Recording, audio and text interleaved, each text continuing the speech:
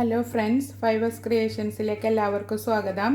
ഞാൻ ഇന്ന് വളരെ എളുപ്പത്തിൽ ഉണ്ടാക്കാൻ പറ്റിയ ഒരു വെണ്ടക്ക തോരനുമായിട്ടാണ് വന്നിരിക്കുന്നത്. അതിന് വേണ്ടിയിട്ട് ഞാൻ ഒരു 1/2 കിലോ വെണ്ടയ്ക്ക ചെറിയ കഷ്ണങ്ങളാക്കിയിട്ട് കട്ട് ചെയ്തെടുത്തിട്ടുണ്ട്. ഈ ഒരു സൈസിലാണ് കട്ട് ചെയ്തെടുത്തിരിക്കുന്നത്.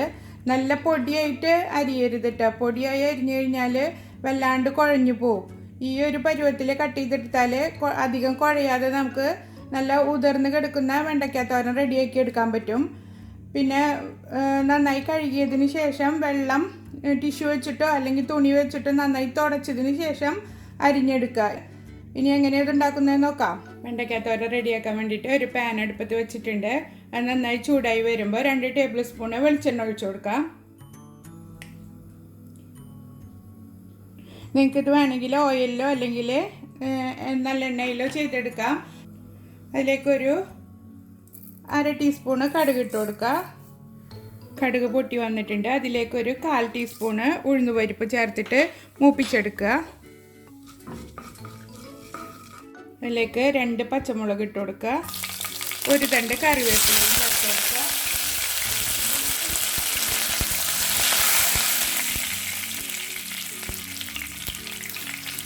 എല്ലാം മൂത്ത് വന്നിട്ടുണ്ട്. അതിലേക്കൊരു 2 സവാള പൊടിയായി കട്ട് ചെയ്തത് ചേർത്ത് കൊടുക്കുക.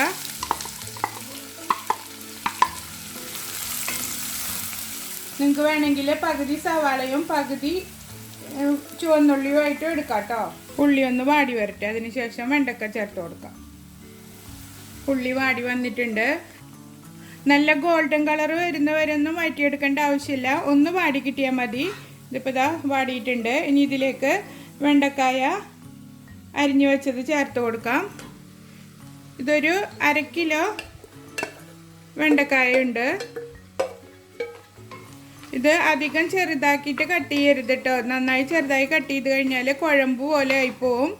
അതുപോലെ മൂടി വെച്ചിട്ടും വേവിക്കേണ്ട ആവശ്യമില്ല. നമുക്ക് തുറന്ന് വെച്ചിട്ട് തന്നെ വേവിച്ചെടുക്കാം. മൂടി വയ്ക്കുമ്പോൾ അതിലുള്ള ഈർപ്പം വീണിട്ട് വെണ്ടക്കായ വല്ലാതെ കുഴഞ്ഞു പോവും.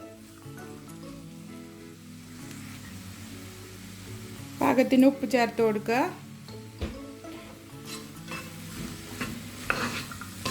ഇടയ്ക്കിടയ്ക്ക് ഇളക്കി കൊടുത്തിട്ട് വേവിച്ചെടുക്കുക. വെണ്ടയ്ക്ക ഒരുവിധം വെന്ത് വന്നിട്ടുണ്ട്. അതിലേക്ക് ഒരു 1/4 ടീസ്പൂണ് മഞ്ഞൾപ്പൊടി ഇട്ട് കൊടുക്കുക. ഒരു 1/4 ടീസ്പൂണ് കുരുമുളക് പൊടി, ഒരു 1/4 ടീസ്പൂണ് ജീരകപ്പൊടി. ഇത് മൂന്നും ഇട്ട് നന്നായി മിക്സ് ചെയ്തെടുക്കുക. വെണ്ടയ്ക്ക വെന്ത് വന്നിട്ടുണ്ട്. ഇനി ഇതിലേക്ക് ഒരു 1/4 കപ്പ് തേങ്ങ ചേർത്ത് കൊടുക്കുക. എന്നിട്ട് ഇതിലിട്ടിട്ട് നന്നായി മിക്സ് ചെയ്തെടുക്കുക.